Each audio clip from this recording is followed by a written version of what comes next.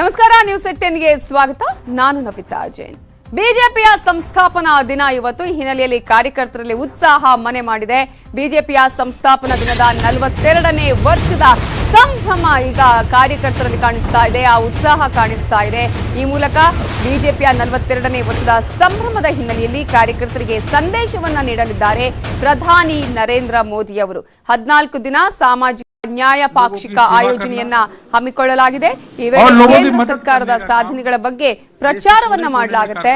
ಸರ್ಕಾರದ ಯೋಜನೆಗಳ ಬಗ್ಗೆ ಜನಜಾಗೃತಿಯನ್ನ ಮೂಡಿಸಲಾಗುತ್ತೆ. ಪಕ್ಷವನ್ನ ಉದ್ದೇಶಿಸಿ ಇನ್ನು ಕೆಲವೇ ಕ್ಷಣಗಳಲ್ಲಿ ಪ್ರಧಾನಿ ನರೇಂದ್ರ ಮೋದಿ ಅವರು ಭಾಷಣವನ್ನ ಮಾಡಲಿದ್ದಾರೆ. ಬಿಜೆಪಿಯ ಸಂಸ್ಥಾಪನಾ ದಿನದ ಹಿನ್ನೆಲೆಯಲ್ಲಿ ಈಗ ಕಾರ್ಯಕರ್ತರಿಗೆ ಪ್ರಧಾನಿ ನರೇಂದ್ರ ಮೋದಿ ಅವರು ಮಾತನಾಡಲಿದ್ದಾರೆ. ಜೊತೆಗೆ ಬಿಜೆಪಿ ಸರ್ಕಾರದ ಸಾಧನೆಗಳು ಏನೇನು, ಹಾಗೆಯೇ ಸರ್ಕಾರ ಯಾವೆಲ್ಲ ಯೋಜನೆ ತಂದಿದೆ ಅನ್ನೋದರ ಬಗ್ಗೆ ಜನಜಾಗೃತಿ ಮೂಡಿಸುವಂತಹ ಕಾರ್ಯಕ್ರಮವನ್ನ ಹಮ್ಮಿಕೊಳ್ಳಲಾಗಿದೆ. उसी के साथ साथ जो 15,731 मंडल है वहां पे ध्वजारोहण भी होगा, शोभा यात्रा भी निकलेगी. इस प्रकार का कार्यक्रम मनाया जा रहा है. और बूथ पे भी बूथ समितियां, भैया शांत रहो, बूथ समितियां भी जो है, बूथ समिति के सदस्य माननीय प्रधानमंत्री जी अभी जुड़ने वाले हैं.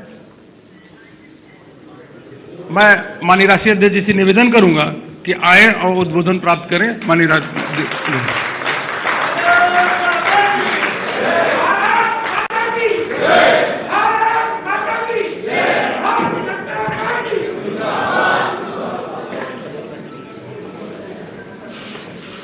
आज के इस कार्यक्रम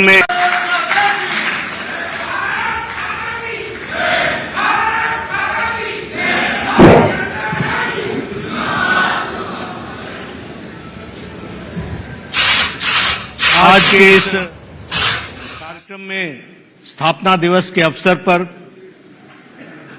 मंच पर उपस्थित हमारे भारत के यशस्वी प्रधानमंत्री सम्माननीय नरेंद्र मोदी जी, हमारे संसद भवन के कमेटी हॉल से, एनेक्सी के कमेटी हॉल से जुड़े हुए भारत सरकार के सभी मंत्री और हमारे सांसदगण और सभी प्रदेशों के कार्यकारिणी के सदस्य, सभी जिला के कार्यकारिणी के सदस्य, सभी मंडल के कार्यकारिणी के सदस्य और लगभग 15,732 मंडलों से जुड़े हुए हमारे कार्यकारिणी के सदस्य और लगभग 8 लाख से ज्यादा बूथ पर जुड़े हुए हमारे करोड़ों कार्यकर्ता बंधु, आज भारतीय जनता पार्टी का 42वां स्थापना दिवस है. यह हम सब के लिए बहुत ही खुशी का विषय है.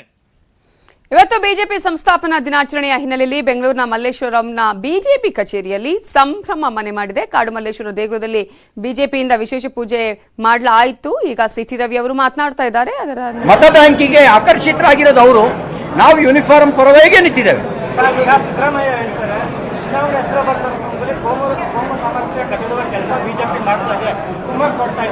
ನಮಗದ್ರ ಅವಶ್ಯಕತೆನೇ ಇಲ್ಲ. ಪ್ರಧಾನಮಂತ್ರಿ ನರೇಂದ್ರ ಮೋದಿ ಅವರ ಕೆಲಸ, ಅವರ ಹೆಸರು ದೇಶದ ಉದ್ದಗಲಕ್ಕೆ ನಮ್ಗೆ ಜಯ ತಂದುಕೊಟ್ಟಿದೆ. ನಮಗದ್ರ ಅವಶ್ಯಕತೆ ಇಲ್ಲ. ನಾನು ಇಷ್ಟಕ್ಕೂ ಹೇಳ್ತೇನೆ, ಅವ್ರಿಗೆ ಪ್ರಾಮಾಣಿಕತೆ ಇದ್ರೆ ಹಿಜಾಬ್ ಸಂಘರ್ಷಕ್ಕೆ ಕಾನೂನಿನ ನೆರವು ಒದಗಿಸಿದವರು ಯಾರು? ಎಲ್ಲ ವಕೀಲರುಗಳು ಕಾಂಗ್ರೆಸ್ನ ಬೆಂಬಲಿತರೇ ಆಗಿದ್ರು. ಅವರಿಗೆ ಕಾನೂನು ನೆರವು ಒದಗಿಸಿದವರು ಯಾರು? ಮತ್ತೆ ಅವ್ರ ನಿಲುವು ಯಾವ ಕಡೆಗೆ? ಯೂನಿಫಾರ್ಮ್ ಕಡೆಗೋ ಹಿಜಾಬ್ ಕಡೆಗೋ? ನಮ್ಮ ನಿಲುವು ಯೂನಿಫಾರ್ಮ್ ಪರ. ಶಾಲಾ ಕಾಲೇಜುಗಳ ಯೂನಿಫಾರ್ಮ್ ಇರಬೇಕು. ನಮ್ಮ ನಿಲುವು ಹೈಕೋರ್ಟ್ ತೀರ್ಪನ್ನು ಸ್ವಾಗತಿಸೋದ್ರ ಕಡೆಗೆ. ಕಾಂಗ್ರೆಸ್ ನಿಲುವು ಏನು ಅಂತ ಸ್ಪಷ್ಟಪಡಿಸಲಿ. ಮತಾಂಧತೆ ಆವರಿಸಿಕೊಂಡಿರೋದು, ಮತ ಬ್ಯಾಂಕಿನ ರಾಜಕಾರಣಕ್ಕಾಗಿ ಸಮಾಜವನ್ನು ಒಡೆಯುವ ಕೆಲಸ ಮಾಡಿದ್ದು ಕಾಂಗ್ರೆಸ್. ಶಾದಿ ಭಾಗ್ಯದಂತ ಸಮಾಜ ಒಡೆಯುವ ಕೆಲಸ ಯೋಜನೆಯನ್ನ ನರೇಂದ್ರ ಮೋದಿ ಅವರು ಕೊಡಲಿಲ್ಲ, ಯಡಿಯೂರಪ್ಪನವರು ಕೊಡಲಿಲ್ಲ. ರಾಷ್ಟ್ರೀಯ ಬಿಜೆಪಿ ಪ್ರಧಾನ ಕಾರ್ಯದರ್ಶಿ ಸಿಟಿ ರವಿ ಅವರು ಈಗಾಗಲೇ ಅನೇಕ ವಿಚಾರಗಳ ಬಗ್ಗೆ ಮಾತನಾಡ್ತಾ ಇದ್ರು. ಪ್ರಮುಖವಾಗಿ ಏನಾಗ್ತಾ ಇದೆ ಅನ್ನೋದರ ಬಗ್ಗೆ ಅವರು ಹೇಳ್ತಾ ಇದ್ರು. ಹಾಗೇನೆ ಇವತ್ತು ಬಿಜೆಪಿಯ ಸಂಸ್ಥಾಪನಾ ದಿನಾಚರಣೆ 42ನೇ ಬಿಜೆಪಿಯ ಸಂಸ್ಥಾಪನಾ ದಿನ ಇದು. ಈ ಹಿನ್ನೆಲೆಯಲ್ಲಿ ಕಾರ್ಯಕರ್ತರಿಗೆ ಸಂದೇಶವನ್ನ ನೀಡಲಿದ್ದಾರೆ ಪ್ರಧಾನಿ ನರೇಂದ್ರ ಮೋದಿ ಅವರು. 14 ದಿನಗಳ ಕಾಲ ಕಾರ್ಯಕ್ರಮಗಳನ್ನು ಆಯೋಜನೆ ಮಾಡಲಾಗಿದೆ. ಪ್ರಮುಖವಾಗಿ ಈ ಒಂದು ವಿಚಾರಕ್ಕೆ ಸಂಬಂಧಪಟ್ಟ ಹಾಗೆ ಹೇಗೆ ಯಾವ್ಯಾವ ಸರ್ಕಾರದ ಯೋಜನೆಗಳು ಇದೆ, ಏನು ಆಗಿದೆ, ಸರ್ಕಾರ ಇಲ್ಲಿವರೆಗೂ ತೆಗೆದುಕೊಂಡು ಬಂದಂತಹ ಯೋಜನೆಗಳನ್ನ ತಿಳಿಸುವಂತಹದ್ದು ಆಗಿರಬಹುದು. ಜೊತೆಗೆ ಕಾರ್ಯಕರ್ತರ ಜೊತೆಗೆ ಸಂವಾದವನ್ನ ಮಾಡಲಿದ್ದಾರೆ ಪ್ರಧಾನಿ ನರೇಂದ್ರ ಮೋದಿ ಅವರು.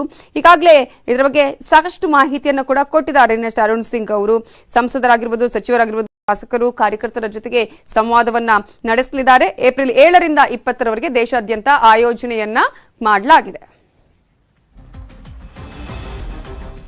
ಮಾವು ವ್ಯಾಪಾರ